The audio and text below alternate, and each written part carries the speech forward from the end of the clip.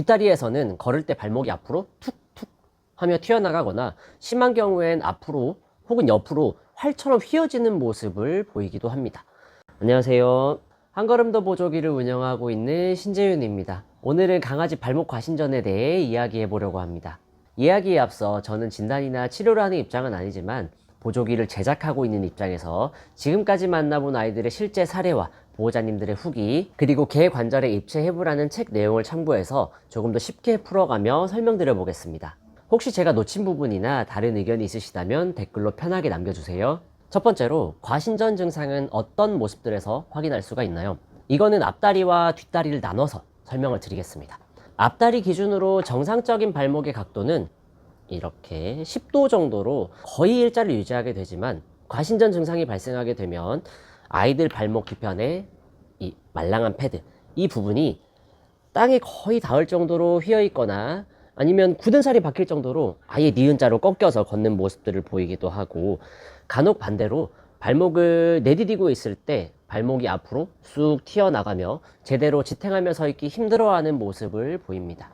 뒷다리에서는 걸을 때 발목이 앞으로 툭툭 하며 튀어나가거나 심한 경우엔 앞으로 혹은 옆으로 활처럼 휘어지는 모습을 보이기도 합니다. 뒷발목 과신전 증상은 천천히 걷거나 멈춰 서 있을 때 쉽게 확인하실 수가 있는데요. 가만히 서 있을 때 옆에서 보시면 정강이뼈와 발목이 일자가 되거나 앞으로 휘어 있고, 발가락 부위가 많이 접혀서 살이 접혀 있는 모습도 볼 수 있습니다. 그리고 이 상태에서 뒤를 보면 발바닥 말랑 패드가 떠 있는 모습도 보실 수 있을 겁니다. 혹시 우리 아이에게 이런 모습들이 보인다면 가장 정확하게는 꼭 주치의 선생님께 먼저 진단을 받아보시는 걸 권장드립니다. 그렇다면 과신전 증상은 왜 생기는 걸까요? 우선 과신전은 질환이 아니라 1차적인 원인에 의해 나타나는 증상입니다. 자료를 보면 앞다리는 골절이나 낙상 등의 외상, 뒷다리는 인대와 섬유연골의 손상을 주요 원인으로 설명합니다. 실제 사례들에서는 특히 슬개골탈구를 가진 아이들이 과신전을 함께 보이는 경우가 많았습니다. 이와 관련해 슬개골탈구 수술 이후에 보이는 과신전은 갑자기 생겼다기보다 기존에 있던 불안정성이 더 눈에 띄게 된 경우로 보시는 것이 좋습니다. 또 다른 사례로는 절단 수술 이후 남아있던 반대쪽 다리에 그전에 보이지 않던 과신전이 나중에 나타나는 경우도 있었습니다. 정리해보면 이 꺾임 증상은 외상뿐 아니라 체중이 고루 분산되지 못하거나 보행 습관, 그리고 선천적인 체형 등의 영향이 작용하며 발목의 안정성이 무너질 때 나타나는 증상으로 볼 수 있습니다.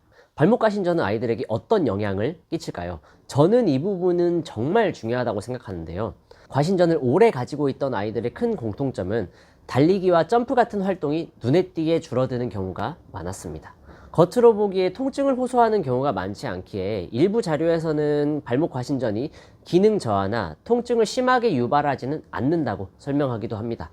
그런데 실제 사례들을 보면 보조기 착용 후 아이가 산책 시간이 늘어나거나 움직임이 활발해졌다는 기쁜 소식들을 많이 들었습니다. 이런 변화는 발목의 안정성이 무너지면서 움직임을 줄이게 되는 영향으로 해석할 수 있습니다. 즉, 과신전은 눈에 띄는 통증은 없더라도 보행과 활동성에는 분명 큰 영향을 주고 있다고 볼 수 있습니다.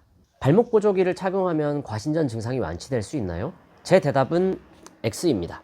우선 자료를 살펴보면 발목 과신전의 치료 방법으로는 관절을 고정시키는 수술인 관절 고정술 또는 전체 관절 고정술이라는 수술적 조치가 있지만, 고정 유지나 뼈 유압 과정에서 합병증을 유발하는 경우가 많아 관리가 정말 까다로운 수술로 알려져 있습니다.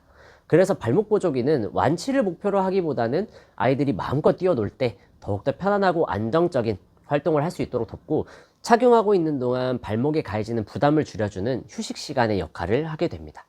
따라서 당장 수술이 꼭 필요한 상태가 아니라면 보조기 착용과 함께 스트레칭이나 관리 중심으로 접근해 보는 것도 충분히 고려해 볼 수 있는 좋은 방법입니다.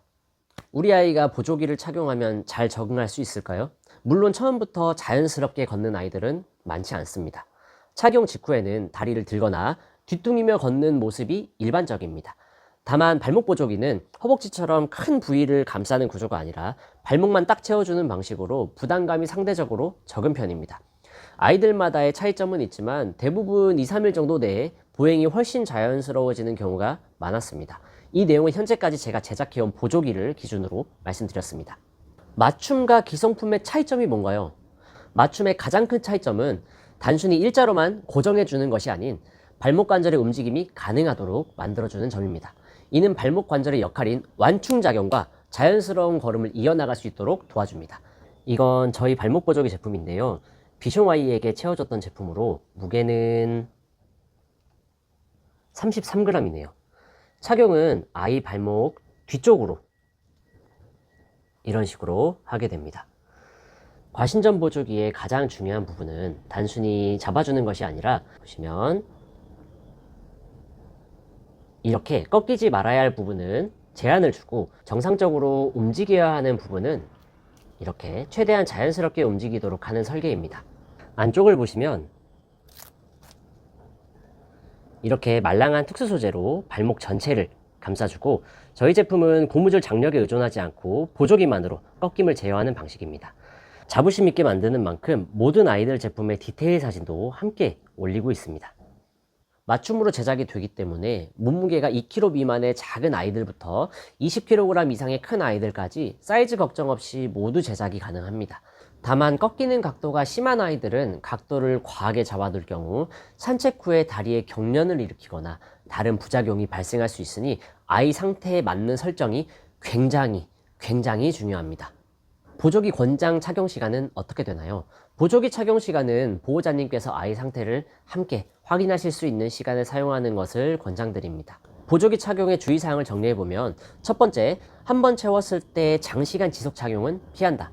두 번째, 중간중간 풀어서 빗질을 해주며 피부 상태를 확인한다. 세 번째, 잠잘 때와 혼자 있어야 하는 시간에는 보조기를 풀어준다. 아이들이 혼자 있는 시간은 대부분 보통 취침을 하거나 활동량이 매우 적기에 채워뒀을 때의 장점보다 단점이 더 많습니다. 중간 확인 없이 한 번에 너무 장시간 지속 착용만 피하신다면 하루 중 착용하는 총 시간에 대해 몇 시간을 채우고 중간에 몇 분을 쉬고처럼 꼭 정해져 있는 기준이 있는 것은 아닙니다. 혹시 오늘 이야기가 우리 아이에게 해당이 되는지 헷갈리시거나 지금 상태에서 어떤 선택이 조금 더 나은 선택이 될지 고민되신다면 댓글로 아이의 상황을 남겨주세요. 제가 가능한 범위 내에서 올바른 방향으로 함께 고민해 보겠습니다. 이상으로 광주광역시에 위치한 강아지 보조기 제작 한걸음도 보조기였습니다. 감사합니다.